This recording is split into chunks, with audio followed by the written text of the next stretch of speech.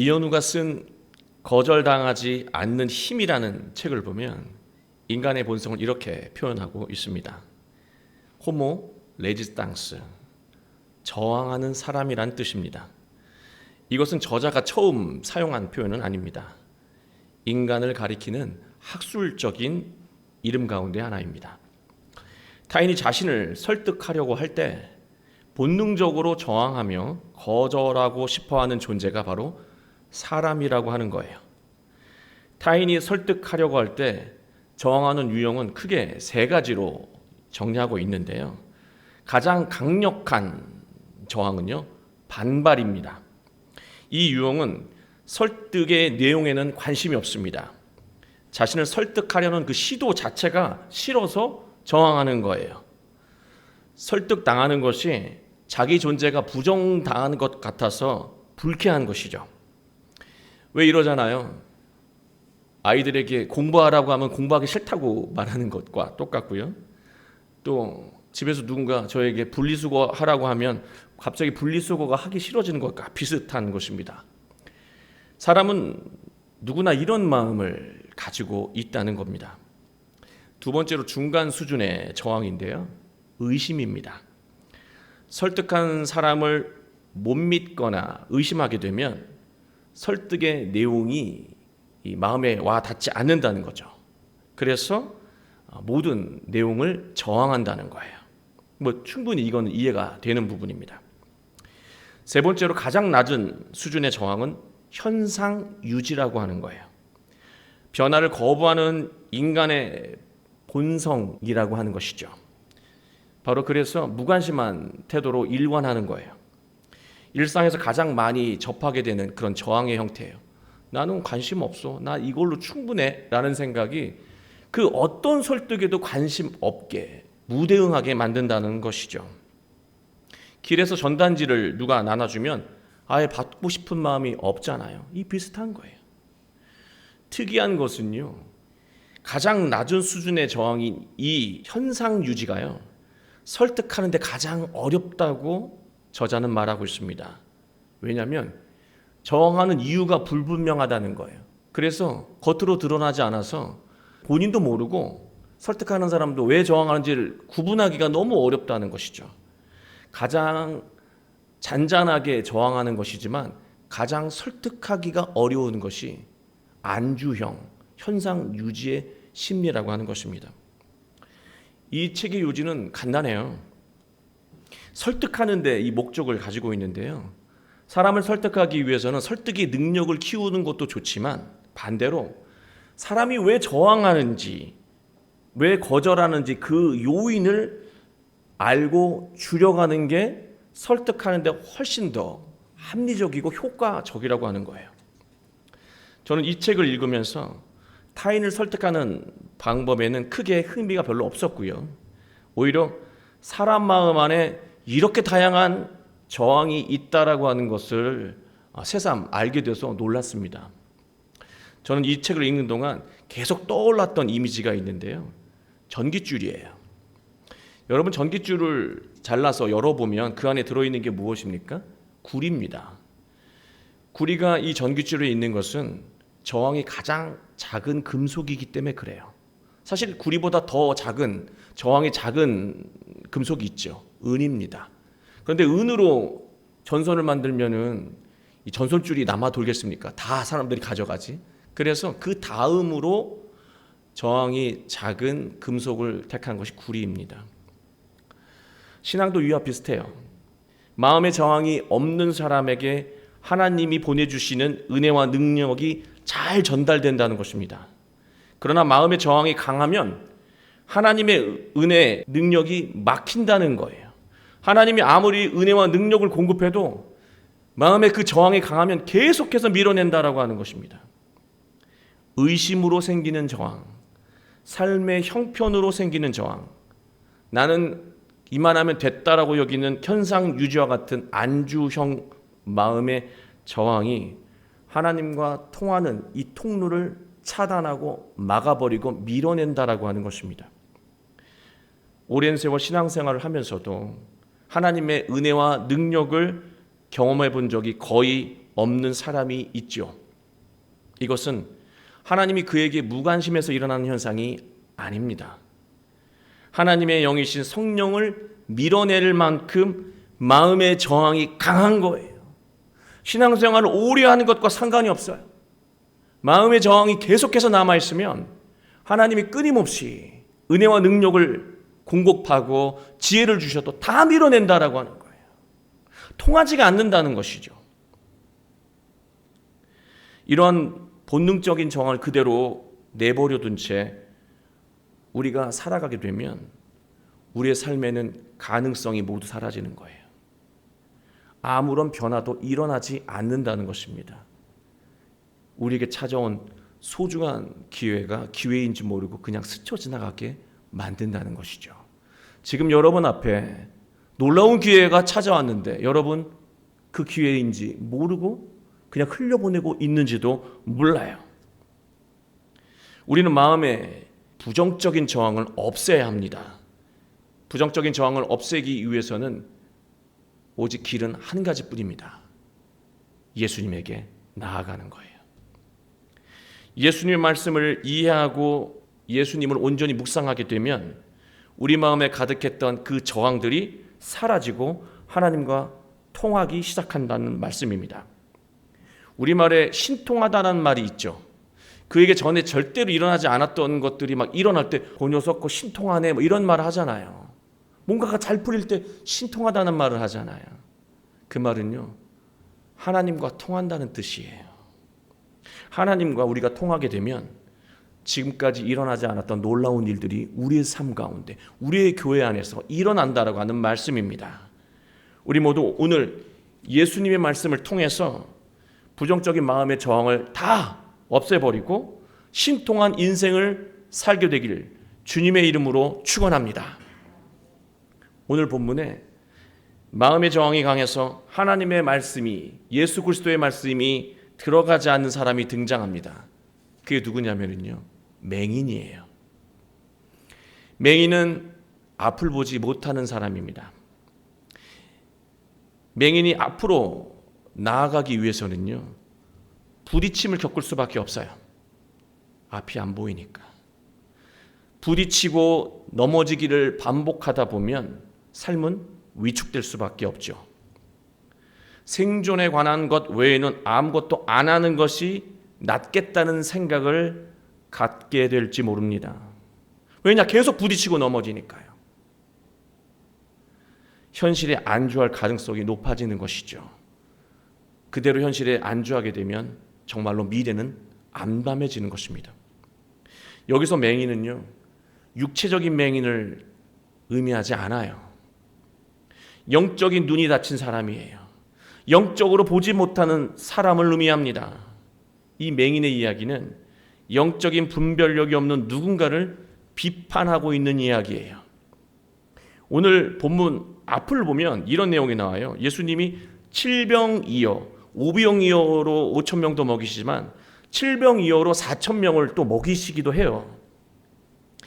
예수님이 나누셨던 이 모든 떡들은요, 말씀과 가르침을 의미합니다. 육적인 떡은 한 번 먹고 끝나지만 영적인 양식은 네가 영적인 양식을 먹고 너희 집에 가게 되면 배우자가 듣고 자녀가 들어요. 그 영적인 양식을 부모에게 또 들은 그 자녀와 배우자는 또 친구와 주변에게 전하게 되죠. 그 놀라운 파급력과 확산력이 어마어마하다는 것이죠. 육적인 양식도 중요하지만 내가 전한 영적인 양식의 놀라운 이 확산력을 늘 기억하라고 했던 그 말씀의 의미가 5병이여 7병이여의 가르침의 의미였던 거예요.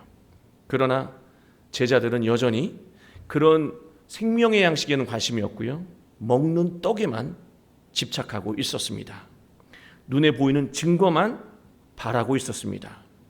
이런 제자들에게 예수님은 18절, 너희는 눈이 있어도 보지 못하며 귀가 있어도 듣지 못하는구나, 영적인 맹인이라고 말하고 계신 거예요. 그리고 오늘 본문 뒤를 보시잖아요. 27절부터 시작되는 내용이 있습니다.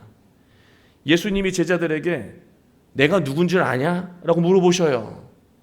세상은 뭐라고 말하고 너는 나를 누구라고 생각하느냐 물어보신다는 거예요.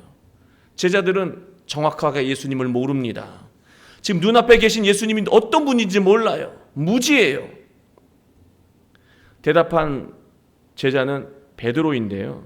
베드로가 말하는 이 그리스도라고 하는 것, 그 표현은요, 구원자의 의미가 아니고요, 한 나라의 왕 정도예요. 그래서 예수님이 나중에 왕이 되시면 자신들도 한 자리 차지하고 싶다라고 하는 그런 욕심이 그 표현 안에, 호칭 안에 담겨 있었던 것입니다. 제자들은 모두 본인들의 관심사 외에는, 그 욕심스러운 관심사 외에는 아무것도 보지 못하는 마음의 저항을 가지고 있었던 거예요. 예수님의 생명의 말씀을 끊임없이 옆에서 공급해도요, 오직 관심사는 육적인 것들 뿐이에요. 다 밀어내는 거예요. 저항이 너무 강해요. 그들은 모두 영적인 맹인이었습니다. 오늘 본문에서 말하는 이 벳세다라고 하는 지명은요, 물고기를 잡는 집이에요. 물고기를 잡는 집. 뭐가 떠오르십니까, 여러분? 제자들의 이 직업 중에 다수가 어부였잖아요. 그리고 방금 훌륭한 대답을 했던 베드로, 또 어부였습니다. 베드로에게 뭐라 말씀하셨습니까, 예수님이? 사람을 낚는 어부가 되거라. 그것을 연상하게 만드는 장소가 벳세다예요. 마가가 맹인 이야기를 이 지점에 배치한 이유는요, 제자들은 모두 사도임내 행동했지만 모두가 다 예수님을 그리스도인지 알아보지 못하는 영적인 맹인이었다는 거예요. 육적인 것 외에는 아무것도 관심을 갖지 못하는 사람들이었음을 지적하고 있는 것입니다. 또한 맹인 이야기는요, 제자들만의 이야기가 아니에요. 하나님의 말씀을 들어도 마음의 저항 때문에 받아들이지 않고 자신을 향한 하나님의 계획을 전혀 알아보지 못하는 오늘을 살아가는 우리 자신의 모습들이라고 하는 것이죠. 맹인 이야기는 우리 얘기예요. 신통하게 살 수 있는데 신통하지 않은 삶에 익숙해져서 그냥 안주하며 살아가는 거예요. 이러면 또 어때 하면서 더 훌륭하게 살 수 있는데도 익숙함이라고 하는 그 저항으로 모든 가능성을 다 밀어내는 거예요. 바로 영적인 맹인으로 살아가고 있는 것이죠. 하나님의 말씀을 들어도 우리 안에는 나약함이 있어요. 두려움이 있습니다. 이런 마음의 저항 때문에 아무것도 안 하는 쪽을 택하죠. 여러분, 아무것도 안 하면은요, 실패도 안 하잖아요. 망신도 안 당하잖아요. 아무것도 안 하는 게 훨씬 더 낫겠다. 해봐야 실패할 테니까. 이런 식으로 자신을 보호하는 것이죠. 그러나 이러한 보호가 정말 자신을 보호하는 것입니까? 자기 인생을 더 암담하게 만드는 거예요. 우리가 눈을 가리고 목표를 찾아간다고 한번 가정해 보세요. 여러분, 지금 눈을 가리고 문 밖으로 나간다고 한번 가정해 보세요. 여러분이 한 번도 부딪히지 않으실 것 같습니까? 이 모든 것들이 아름다운 의자가 아니라 모두 장애물이에요. 나를 편하게 만들어줬던 의자조차도 다 장애물이에요. 다 부딪히는 거예요. 다 넘어져요. 다 상처받아요. 뭘 해줘도 다 상처받는 인생 되는 거죠. 영적으로 눈이 닫혀 있으면 좋은 게 좋은 것도 아니에요. 나쁜 건 더 심한 나쁜 것이 되는 거죠. 그게 영적으로 눈이 닫혀 있는 거예요. 이대로 사실 겁니까? 이대로 살아야 되겠습니까? 반대로 영적인 눈이 열려서 우리 인생을 선명하게 볼 수 있다면 가는 길이 얼마나 여유롭고 평안하시겠습니까? 우리는 영적인 눈이 열려야 되는 거죠. 오늘 열리시기 바랍니다. 예수님은 맹인의 눈을 열어주셨습니다. 22절, 사람들이 맹인을 예수님에게 데리고 왔다라고 기록하고 있습니다. 맹인이 직접 예수님에게 온 것이 아니라 사람들이 맹인을 데려와서 대신 간구하고 있다라고 하는 거예요. 이 사람 좀 눈을 보게 해주세요라고요. 우리는 그냥 가볍게 넘어갑니다, 이 부분을.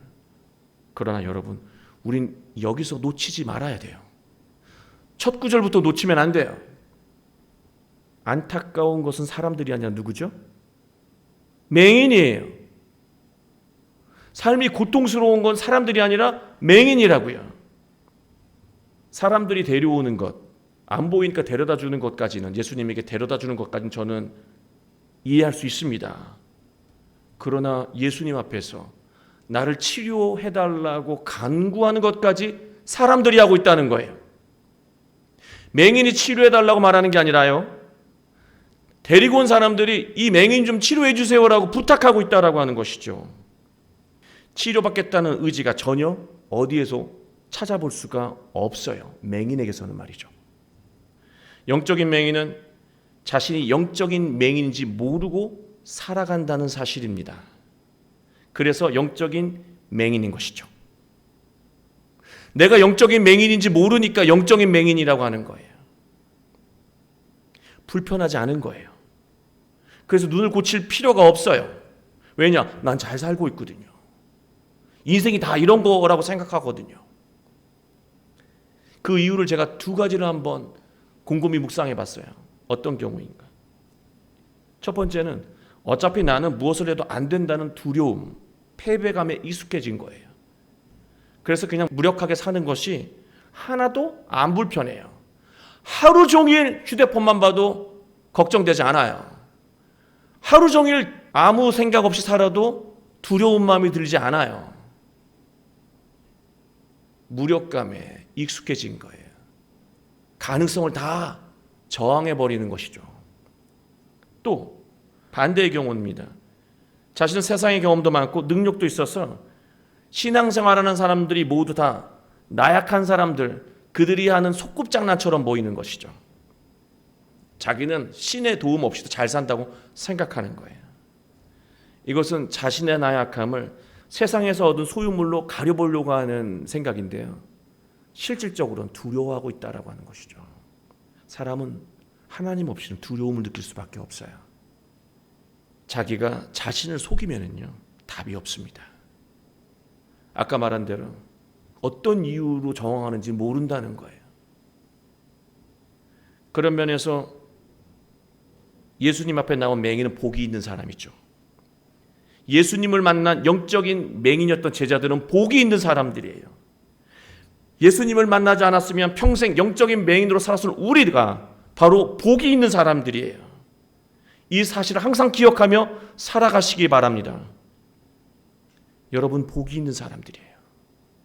예수님은 가장 먼저 맹인의 손을 붙잡으셨어요. 성경에서 손은요, 여러분이 잘 아시는 것처럼 능력을 상징합니다.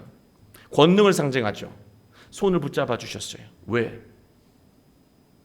예수님의 손에 달려 있다는 거예요. 모든 치료, 모든 회복, 모든 권능은 누구 손에 달려 있습니까? 예수님 손에 달려 있다는 거예요. 예수님을 믿을 때 치료가 회복된다는 말씀입니다. 우리 안에 그릇된 저항은요, 예수님을 믿을 때부터 약해지기 시작합니다. 저항력이 없어져요. 모든 것들 받아들이기 시작해요. 믿음이 그릇된 저항을 소멸시킨다는 거예요. 예수님을 믿어야 돼요.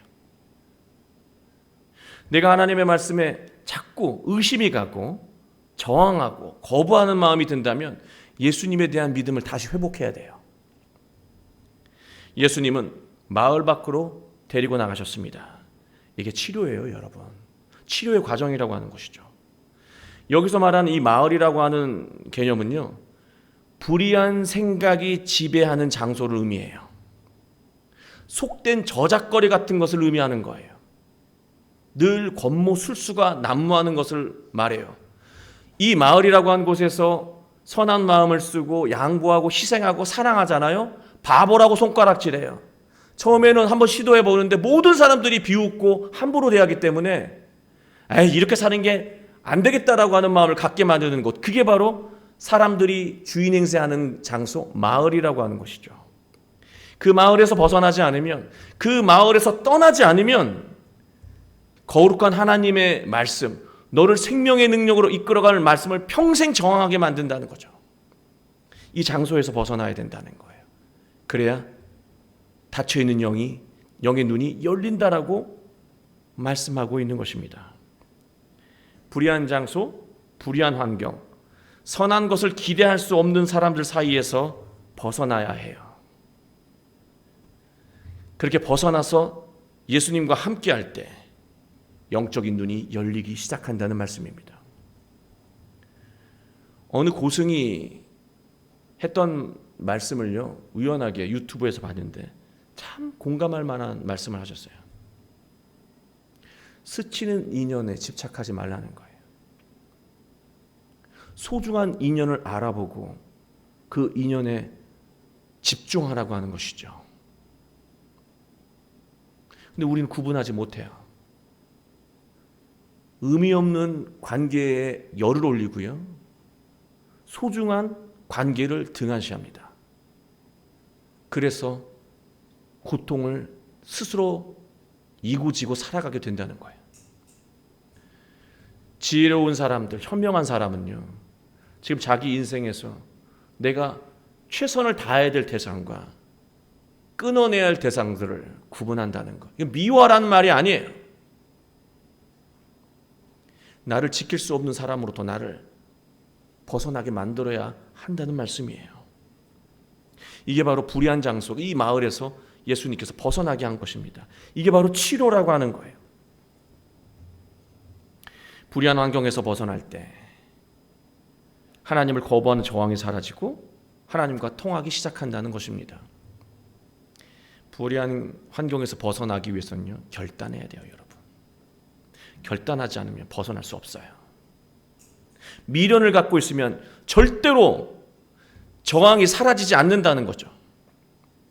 그 미련을 계속해서 먹는다는 거예요. 저항이 다시 커져요.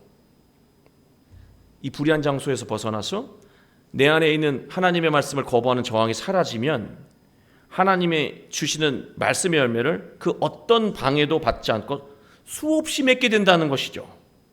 소위 우리 일상에서 일어나지 않았던 신통한 일들이 막 일어나기 시작해요. 오늘도 신통한 일이 일어나고요, 내일도 신통한 일이 일어나고, 신통한 관계가 일어나고요, 내 자녀에게서도 신통한 일이 일어나요. 하나님과 통하는 일들이 일어난다는 것이죠. 예수님은 눈에 침을 뱉으셨습니다. 영적인 맹인에게 예수님의 침은요, 영적인 어둠을 밝혀주는 꾸짖음이었고 가르침이었습니다. 말씀이었어요. 그리고 안수하셨습니다. 손을 얹으셨어요. 예수님의 그 능력이 그 인생에 그대로 임하게 되기를 원했던 거예요. 예수님이 능력을 주셔도요, 거부하고 거절하면 아무 의미 없어요. 그는 받아들이기 시작했던 것이죠.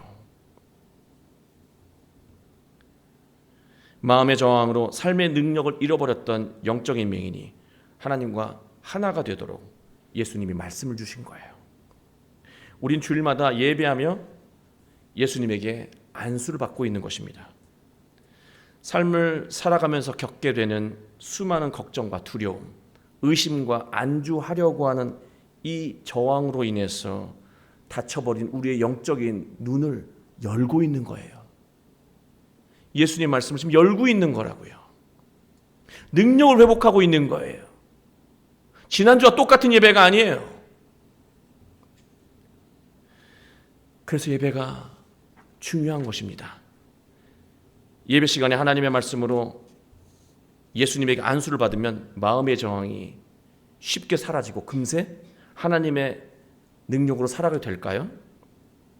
마음의 저항은요, 그렇게 쉽게 사라지지 않는다는 거예요. 맹인이 눈을 떴습니다.